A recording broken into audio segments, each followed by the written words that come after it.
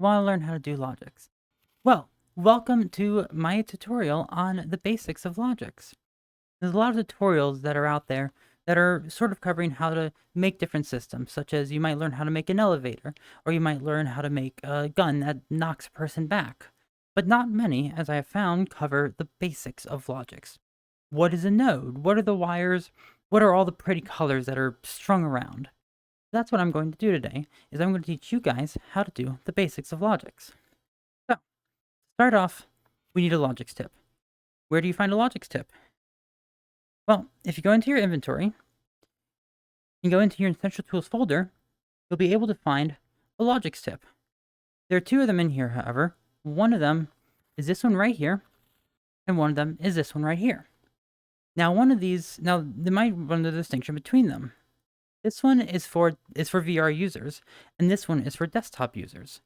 The main distinction between them is that with the VR one, the text that's on it stays always on top of it. In my case, with my tooltip being a little rotated, it's weird. Normally it'll be up here for you, but it shows always on top of the tooltip. With the desktop one, what it does is show always facing the user through materials. So this way you can see it through your own hand.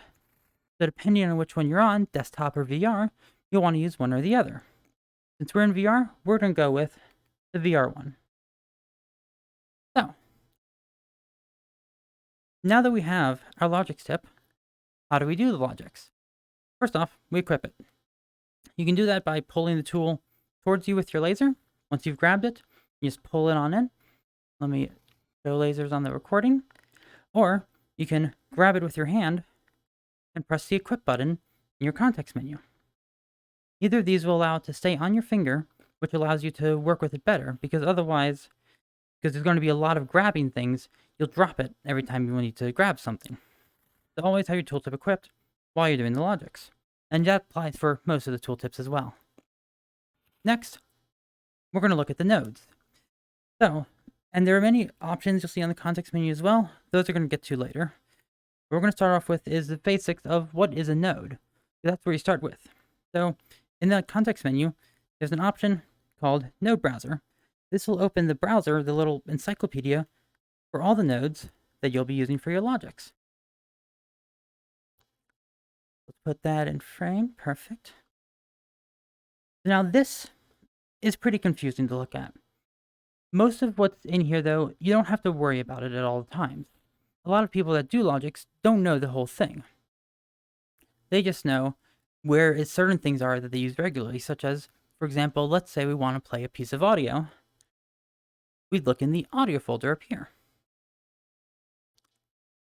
Now, and to get through this menu, just double-click any of the icons you want. Anything in this yellow beige is a folder, anything in blue is a node. Let's pop out one node to play one shot and wait. You can see after I double-clicked it, the text changed on top of the tooltip. This shows you what node you have selected, so that whenever you double-click for spawning it out, you'll know which one is ready to go. And we'll get to the other text in a bit. So, the way that we do this is we just go ahead and double-click in the air, and a node spawns out. This is how you'll spawn your nodes to do the LogiX with. Now, a key point is you're not going to be able to spawn nodes if you're clicking on a canvas of any kind, such as this here is a canvas. If I try to double-click on it, it doesn't happen. That's because they want you to be able to navigate through menus and stuff by double-clicking, because if I double-clicked and had the node spawn out every time I clicked on something, it'd be a mess. So you won't be able to do it while you're aiming at a canvas of any kind or a menu. You'll have to aim at some other collider or at the sky. Generally, I just aim at my own hand if I need to. So, now we have a node. But it's filled with all these pretty colors that we don't know what they mean. They're random, meaningless blocks of beautiful. So let's go through these. There's two kinds of, as I define it, two kinds of different wires or inputs, outputs. Almost every node will have an input, and I'm pretty sure every node has an output, but not entirely. Maybe you can figure that one out for yourselves. There's two kinds, data lines and pulses. Pulses, quite simply, do an event. If we take this pulse, and in order to bring out the wire, because you saw I pulled a wire out here, you just drag out you just point your laser at the input or output that you want, and then to spawn out an input or output such as I've done here, you just press secondary on your controller. It'll spawn facing you, and now we have a debug output to see if we've done a pulse. For secondary on your controller, on index, that's touching the that's clicking the touchpad in. On most others, it's clicking the joystick. I've only worked with Quest and Index, so those are the only two frames of reference that I have. But so as we can see here, if we hit a pulse, what ends up happening is this detects a pulse. You can see that it'll say here, we sent the pulse, the basement node, how many pulses have been sent to this debug in total, and how many pulses have been sent globally in total. This is very useful for seeing how many pulses your system has run. The use of pulses is for anything that do an event.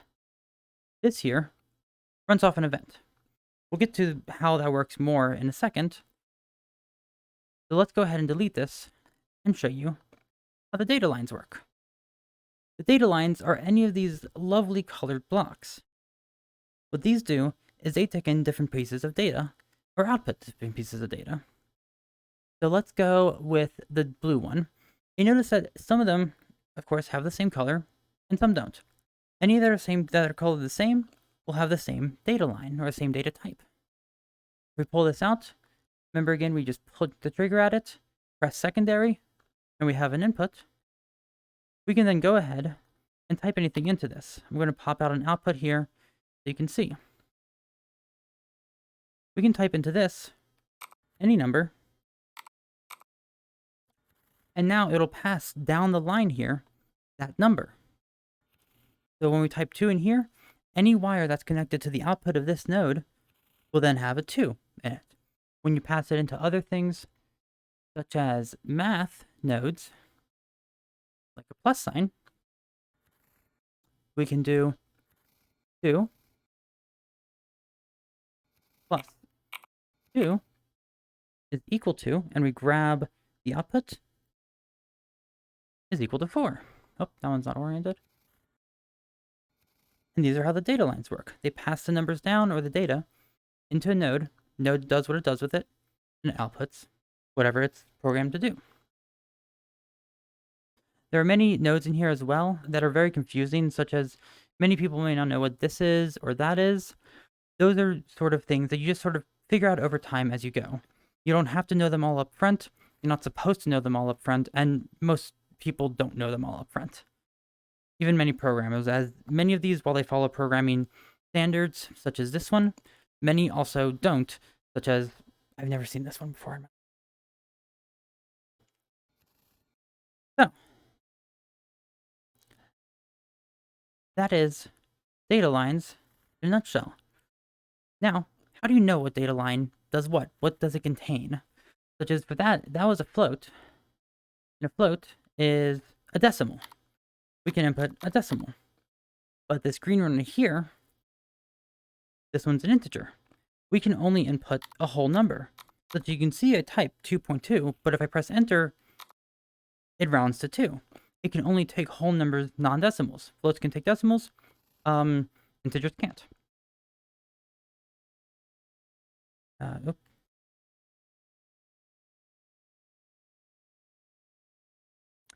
So how do we know this, though? Because there's a lot of pretty colors here, but not a whole lot of explanation about them. So what we can do is we can use our tooltip. We can go ahead and point at a node, and is that visible on the camera? Not really. Let me go ahead and get closer. So if we point at a node with the laser, we can see that the text here changes. So currently we have the last node that we clicked, which is a plus and pack in place. But if we point at this blue one, we can see a new piece of text popped up that says speed and float. What this tells you is this tells you what the input does and what data type that it is. So this is the speed of our audio clip, and it's a type float. If we look at this one, we see that it says spatialized and bool. A bool is a true or false value. We drag this one out. Rather than having something entered by the keyboard, we have a value that's true or false, 1 or 0, on or off. This is very useful for when you're having decisions, such as you want something to do something if something else is true, but you want it to not do something if it's false, such as if let's say if a object in the world is active, you want it to be able to play a sound. You would use read the boolean. So you can see by scrolling down that we can see what all these things do. Clip, iAsset provider audio clip, which is a bit confusing. Some of them will be very confusing like this. Some of them have very simple answers to that, such as this one. iAsset provider audio clip, we can find very easily by simply going back into, and this is part of the puzzle of LogiX, because LogiX isn't knowing how to build the set of data or how to build all the instructions that you want. It's knowing how to try and figure out where you need to pull stuff from. So we need an audio clip for this, because that's where we can see the data type is. In audio, we have audio clip input. So if we click that, this, we can see, has the same color as this, meaning that these two are connectable. We click it with our laser, and it inputs. Then we can drop an audio clip into that, which I probably should have prepared beforehand, so give me just a second.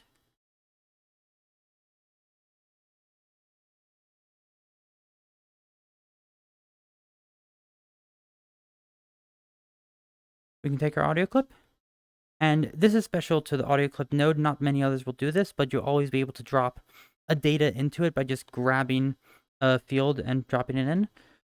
We can just go ahead and drop it in there. Now it contains this piece of audio.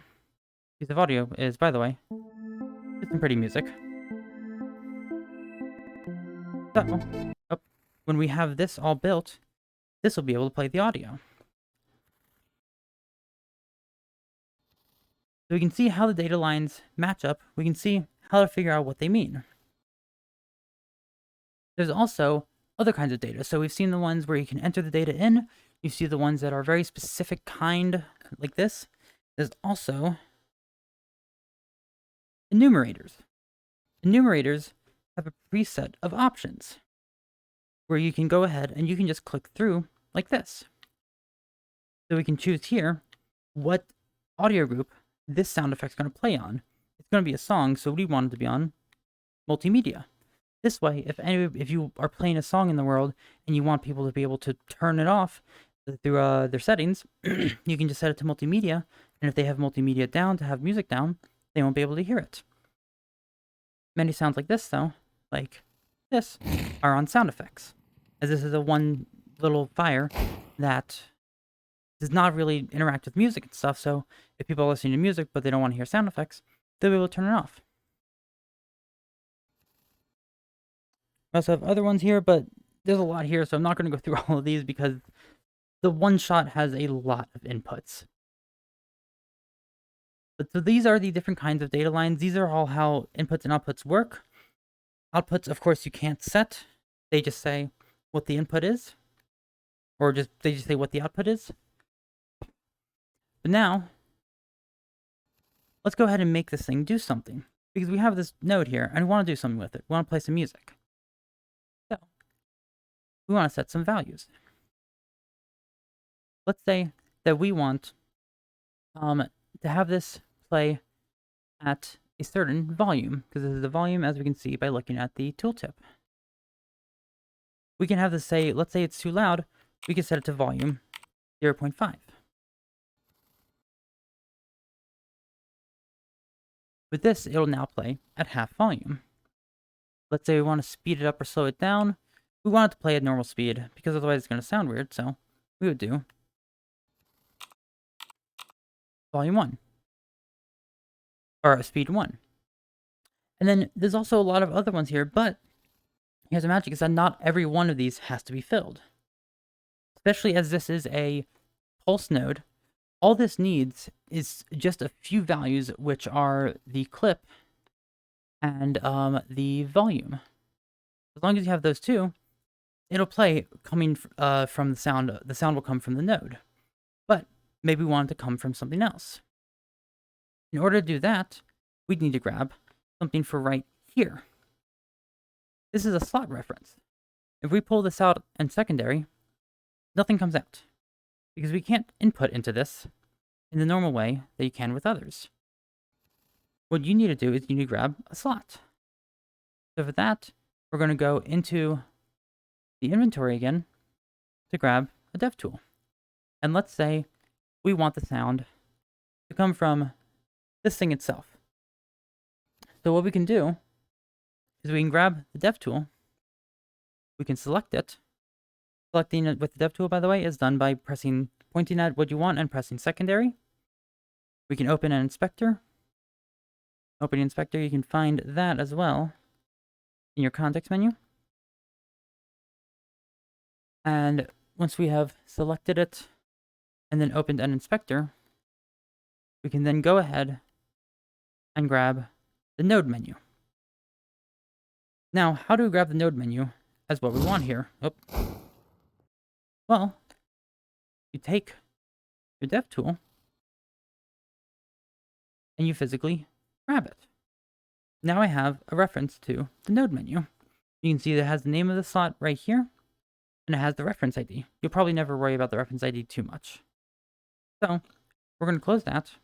We have our reference, and all we do to get this out is press secondary. This spawns ref card. And I'll get to more a bit about ref cards in a second. But the ref card, what we can do is we can take the slot, we can grab it with our laser, and we can drag it over here. Now this gives us a special kind of line that has an arrow on it. This is a reference arrow. Reference arrows are references to components or slots simply by a direct reference inside of the LogiX system itself. This is no longer necessary, but as you can see, this connects to our slot so we can see what it is connected to. We can go ahead and delete that. And now, perfect. Now, we have a reference to the slot we want to play it from. We have our speed, we have our volume, we have the audio clip, we have it on multimedia. What else do we need? We need to pulse it. Because without a pulse, this isn't going to do anything. Because you can't run this off data. You can't run this by having the number set to 5. There's no input here that takes a number or anything. It takes an impulse for an event. So by clicking this, we hear the music. And we can hear, if you have stereo on right now, that it comes from the slot that we have set it to.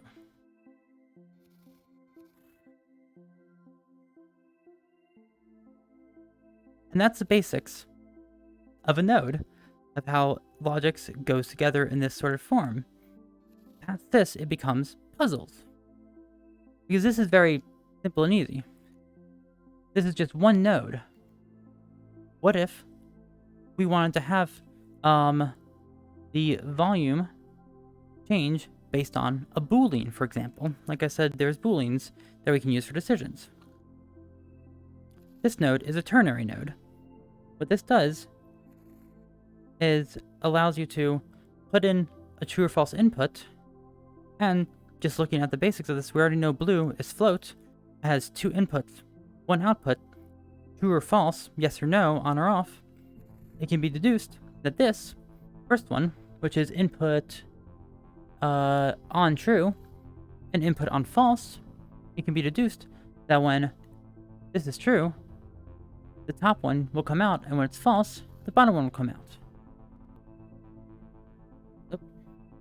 So we grab that, and we grab that, and let's set the top one to some wonderful number 420, and we'll set the bottom one to some other wonderful number 2. We then take this out, and you can see it's outputting number 2. Move this over here just so we don't have it in the way. You can see we can just drag all the stuff over as well. So it's outputting 2, and if this is true, then it outputs a number on top. We can pop this into our volume. So, well, for this, we'd actually need realistic numbers because the node won't take more than a 1 or a 0. So we set the true to 1 and the false 0.5. So now, with the volume plugged into here, as you can see trailing up here into the volume, when we turn this to false, the volume is supposed to cut down in half. Doing this live, so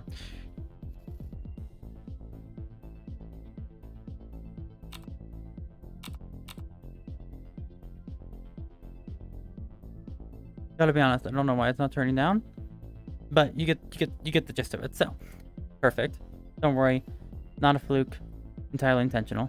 Oh right, this is a one shot. This isn't an audio player, that's why. Okay, so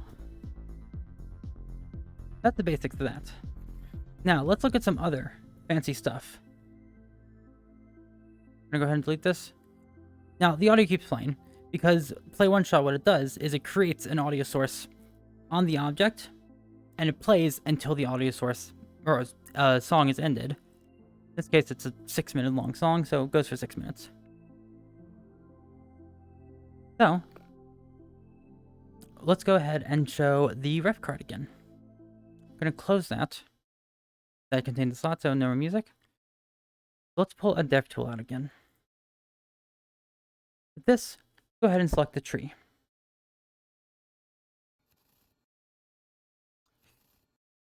So, I'm going to kill the dev tool. We don't care about that.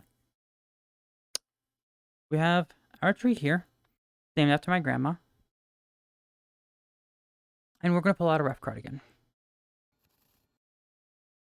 So here is our ref card. Which side of the... Oh, that's backwards. That's why I'm confused. So, remember what we saw before? We can pull out outputs to see what these do.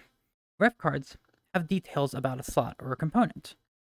You can see here we have the name, the parent, the tag, the active, persistent, position, rotation, scale, and that's all the same stuff that's present in the initial details of a slot. So if we pull out by pointing at it and pressing secondary, the name, we can see the name of it, which is the same as the name in here. If we pull out the position, we can see the position. This is also float 3's any nodes, forgot to cover this one, nodes with wires with lines on them here, they are a multiple node effectively. So this contains multiple points of data. So, while this contains, keep moving myself on accident. This will contain multiple different inputs that can be set, like so. This is very useful for setting the position of stuff, such as if I wanted to take the tree and set it to a position of, we can just do this, boom, well, let's grab that. We can go ahead and take this, and this is part of the use of ref cards, is to drive a value, and driving a value means to have that value always be at what you tell it to be. We can go ahead and take this and run it into there. This gives us a drive arrow, and with the drive arrow, we can then go ahead and set the Y position to 5. Tree's in the air now. And you can see on the inspector, the value is now driven. This can be done with either LogiX or components, depending on what you use. Set that back to 0. Tree's back.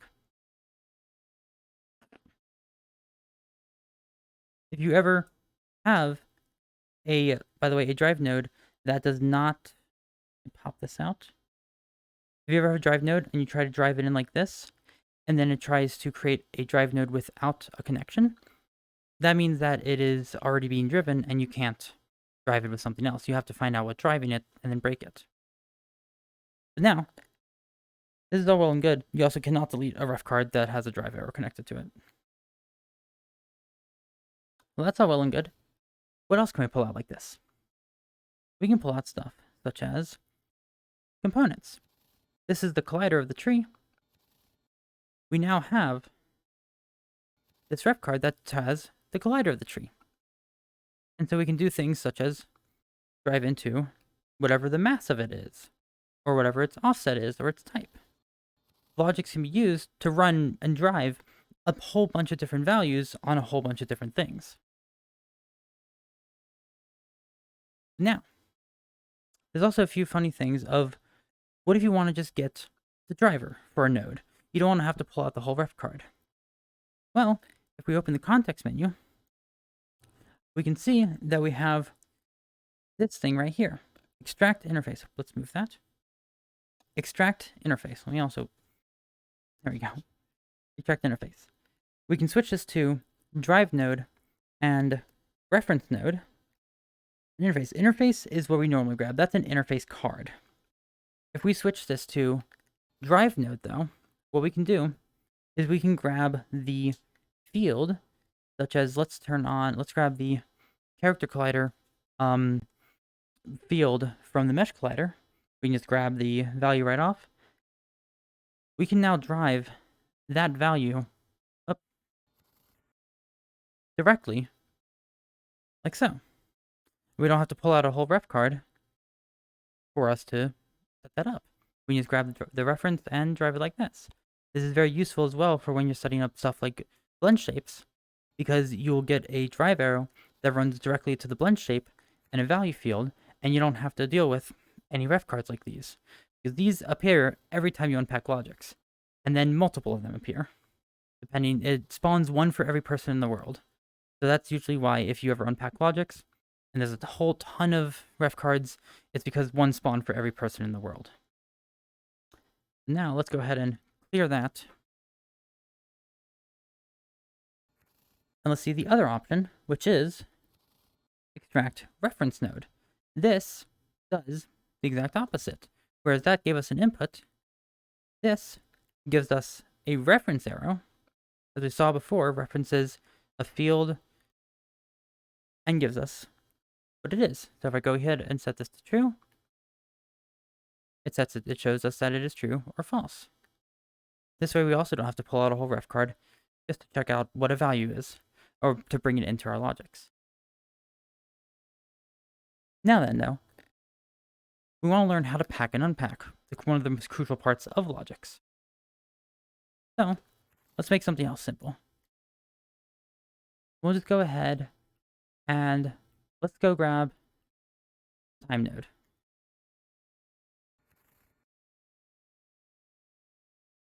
And we'll grab a modulus. Modulus node, by the way, what it does is it takes in an input up top here. We can see that the top says A and B, which isn't very helpful. In this case, you have to know what the operation is. So we can take in A, and what we can put in here is a value that we want to check if it's divisible by, or how much it's divisible by. So if I put in 3, what pops out at the end here is effectively every 3 seconds, this counts up. Time nodes, by the way, anything that has no input but an output like this usually has some constant or world value inside of it, such as time. This is the amount of seconds since the world has started. So, by doing a modulus 3, every 3 seconds, it resets this to 0. Oh, ignore the gun. Every 3 seconds, it resets it to 0. So what we can do is we can check every 3 seconds we want a pulse to happen. So we would, for example, fire on true, which gives us a pulse when a boolean happens, and we'll take this node here, greater than. So it's very simple, just a pulse every 3 seconds. We just plug that in there, plug this into here, and whenever the top one, A, is greater than B, we'll put 2.5 5, it'll say true. And with that, we can plug this in, and then every time we get this. There's someone else in the world with me, so it pulses for everybody in the world. If we wanted to limit that, we see we have a pink output here, pink input, or purple, which says only for user, and has user input. Only for user means that it'll only fire this pulse for that user. Generally, anytime you use a fire on true, or fire on false, or fire on change, anytime you have any node that has a user impulse in this form, which is one input and then one user, that's often going to be the only user it's going to fire for, and you should only have it fire for that user. So, now I gotta be honest, I don't know why it is. Oh, there we go. So I have to hold this because it reads the active user of the node itself. So while I'm holding this, this only fires once for me every 3 seconds. Well, yeah, every 3 seconds. Now, we have our basic LogiX. What do we do with this? Well, let's go ahead and create an empty slot in the world. I'm not going through too much about the dev tip and stuff, as this is the LogiX tutorial. So, we have an empty slot right over here, and we have an inspector with that slot. Can I fit this in the screen? Yes. With this, we want to pack it on this object. Now, what you should always do, and this is a general habit advising thing, is just always make sure you create a child by pressing the star. You take that child, and you name it whatever you want your slot to be. Whatever you want the system that you're building to be. So this will be, let's say 3 seconds. There we go. We have a slot called 3 seconds. It's generally advisable as well to follow it up with LogiX, just so you know that it's a logic system, but you don't have to. Now, we want to put our LogiX into there so that we can transport it, we can save it, we can do whatever with it. So what we're going to do is we're going to, and this is where this piece of text comes in, the pack in place. We're going to grab this, and we're going to open our context menu, and we see that we have 2 options here. We have set packing route and unpack children and connected nodes. Set packing route is general habit to always do this before you unpack LogiX as well, but this is going to change that piece of text there. We click this, and now the piece of text says 3 seconds LogiX. That's the name of the slot that we have here that we want to put it in. What this means is that when we activate the packing system on a LogiX tip, it'll take all of this and put it underneath that slot, stored in its positions and transforms. It'll clear out all the visuals, and it'll just be the base LogiX. To do that, we're going to hold secondary, and you'll see a little circle appears. Only visible from that direction, apparently. So, this little circle indicates if you're about to pack. If you see that it is full, then when you let go of secondary while pointing at a node, it'll pack that node and anything connected to it. If you don't, then it doesn't do anything. So, we hold that till it's full, like that. We point it at any of the nodes that we have here, and we can let go. The LogiX has now been packed into the slot. To then get it back out, we just grab the slot again, and we click Unpack Children and Connected Nodes. And we have our LogiX back. Now, though, this LogiX is also connected to this slot. So whenever you unpack LogiX underneath the slot, if you then move that slot, all the LogiX will move with it. It won't stay in position, whereas previously it was not underneath it, so it would have, if I'd moved the slot around, it would not have moved on its own. Or it would not have moved with it. It would have stayed in position. Now, so, if we were to disconnect this, however, and we pack this back in there, you You can see this does not pack with it, as it's not connected to the same system. And that's how you pack, unpack, build, and work with LogiX.